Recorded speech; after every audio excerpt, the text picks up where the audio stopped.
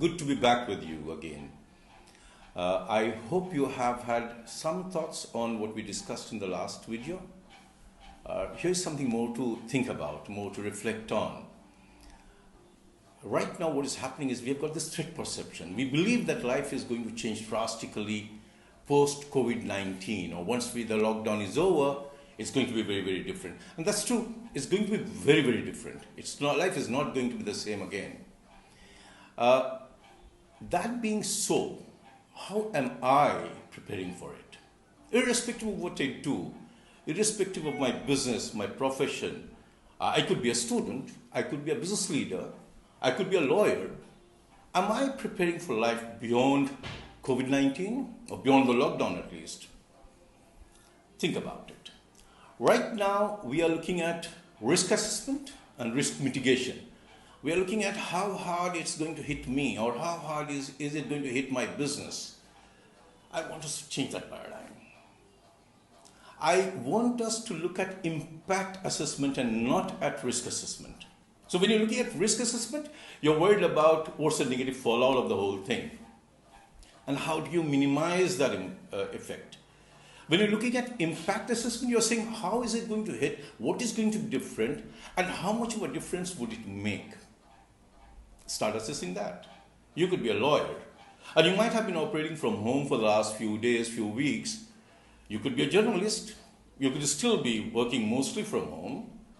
You could be a business head. And you could still be holding your meetings from home. You see, one of the flawed ideas, and I've always believed it to be a flawed idea, is that you can compartmentalize your work life and your personal life, your professional life and your personal life. It doesn't work. And COVID-19, one of the key learnings in COVID-19 is that, well, there's an overlap. Actually, it's not an overlap, it's intertwined. Personal life and professional lives are intertwined. You cannot separate the two. And we are going to live with it. In the next few years, few decades, life is going to pan out that way. And we need to understand and accept that. The other one to understand and accept is this, that work is going to be very, very different. Whether I run a business, whether I'm a retailer, whether I'm a software engineer, whether I'm a lawyer, whoever I could be, I have to operate from a very different paradigm. And I want us to think about it. I want us to reflect on this.